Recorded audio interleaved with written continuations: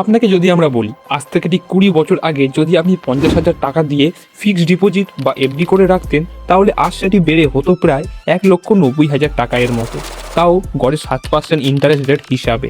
কিন্তু যদি আপনি সেই 50,000 টাকাটি দিয়ে এমআরএফের শেয়ার কিনে রাখতেন, তাহলে ঠিক 20 বছর পর অর্থাৎ 2026 সালে দাঁড়িয়ে আজ সেটি কত হতো জানেন?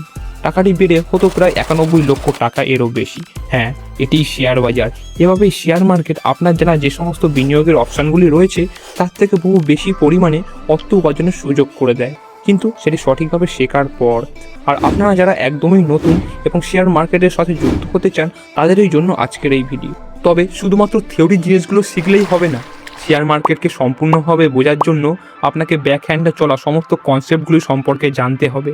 অর্থাৎ শুধু জানলেই হবে না যে শেয়ার কি, আইপিও কি, বরং আপনাকে জানতে হবে কোম্পানি কেন তার শেয়ার বিক্রি করে, মানুষজন কেন সেই শেয়ার কেনে, কেন শেয়ারের দাম হঠাৎ বেড়ে যায়, ইত্যাদি ইত্যাদি সমস্ত কনসেপ্টগুলি। আর এই শেয়ার মার্কেটের সমস্ত থিওরি ও প্র্যাকটিক্যাল সঠিকভাবে বোঝার জন্য আমি আপনাদের জন্য একটি ডায়াগ্রাম তৈরি করেছি। যেই ডায়াগ্রামটি সম্পূর্ণ বুঝে গেলেই আপনার শেয়ার মার্কেট সংক্রান্ত সমস্ত বেসিক কনসেপ্টগুলি জানা হয়ে যাবে। তো চলুন ডায়াগ্রামটি বুঝে নেওয়া যাক। ধরুন একটি কোম্পানির মোট ভ্যালু বা বাজার মূল্য 100 কোটি টাকা। এখন একটা বিষয় আপনাদের খুব পরিষ্কারভাবে বুঝতে হবে, এই 100 কোটি টাকা মানে কিন্তু এই নয় যে কোম্পানিটির ব্যাংক অ্যাকাউন্টে 100 কোটি টাকা নগদ পড়ে আছে। আসলে এই ভ্যালুটা তৈরি হয় কোম্পানির সমস্ত সম্পত্তি, যেমন জমি, ফ্যাক্টরি, মেশিনারি, তাদের বর্তমান ব্যবসা এবং ভবিষ্যতে কোম্পানি কতটা লাভ করতে পারবে সেই সম্ভাবনার উপর ভিত্তি করে। এখন ধরুন এই কোম্পানিটি তাদের ব্যবসাকে আরও বড় করতে চায়, তাদের একটি নতুন ফ্যাক্টরির দরকার, যার জন্য প্রয়োজন 10 কোটি টাকা। এখন প্রশ্ন হলো, এই 10 কোটি টাকা কোম্পানি কোথা থেকে পাবে? কোম্পানির কাছে মূলত দুটি অপশান থাকে। অপশান 1, ব্যাংক থেকে লোন নেওয়া, কিন্তু এতে তো কোম্পানিকে চড়া হারে সুদ দিতে হবে, যা ব্যবসার উপর বাড়তি চাপ প্রয়োগ করবে। আর 2 নম্বর অপশানটি হলো কোম্পানির কিছু অংশের মালিকানাকে টাকার বিনিময়ে বিক্রি করে দেওয়া, কিন্তু যেহেতু এই বড় অংশটি একজন মানুষের ক্ষেত্রে একা কেনা সম্ভব নয়, সেজন্য কোম্পানি এই অংশটিকে আবার অনেক ছোট ছোট অংশে ভাগ করেন এবং তারপর সেগুলিকে সাধারণ মানুষকে বিক্রি করে। এখানে এই প্রত্যেক অংশগুলি হলো একটি করে শেয়ার, অর্থাৎ শেয়ারের মানে হলো কোনো কোম্পানির একটি ক্ষুদ্র অংশের মালিকানা। এখন প্রশ্ন হলো, এই শেয়ারের দাম কত হবে? এটা নির্ভর করে কোম্পানি তার মোট মালিকানাকে কতগুলো শেয়ারে ভাগ করেছে তার উপর।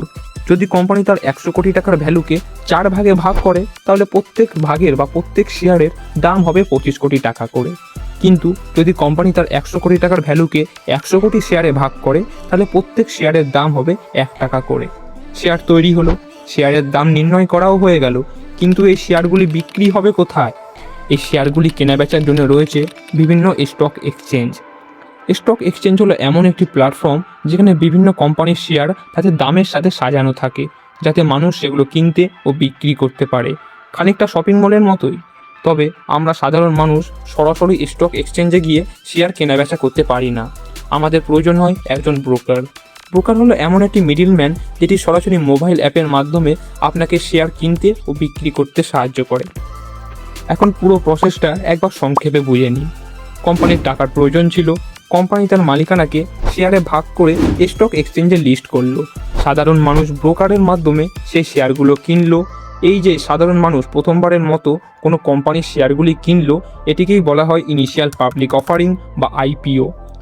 কিন্তু আপনি কি লক্ষ্য করেছেন, এই আইপিও পর্যন্ত সমস্ত দিক থেকেই তো কোম্পানির লাভ, কারণ কোম্পানির টাকা দরকার ছিল, তারা শেয়ার বিক্রি করলো, সাধারণ মানুষের কাছ থেকে টাকা পেল। কিন্তু এখন প্রশ্ন হলো, এখানে সাধারণ মানুষের লাভ কোথায়?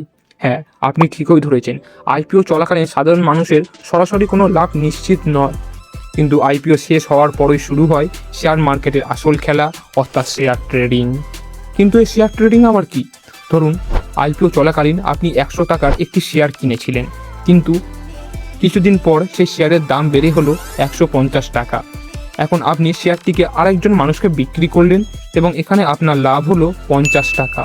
এই যে কম দামে কিনে বেশি দামে বিক্রি করে লাভ অর্জন করা, এটিকেই বলা হয় শেয়ার ট্রেডিং। কিন্তু আমার বলার মাধ্যমে এই শেয়ার ট্রেডিং আপনার যতটা সহজ বলে মনে হচ্ছে, বাস্তবে কিন্তু ঠিক তার উল্টো। কারণ শেয়ার ট্রেডিংয়ের ক্ষেত্রে রয়েছে বিভিন্ন পদ্ধতি, যেমন swing trading, intraday trading, future and option trading, long term trading বা ইনভেস্টিং।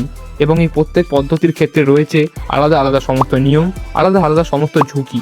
তাই পরবর্তী ভিডিওতে আমরা এই শেয়ার ট্রেডিংয়ের সমস্ত বিষয়গুলি সম্পর্কে বিস্তারে জানব এবং ডায়াগ্রামটি সম্পূর্ণ করব, যার পর আপনি সহজেই ডিসাইড করতে পারবেন আপনার জন্য কোনটি সঠিক এবং সেটি আপনি কীভাবে শুরু করবেন।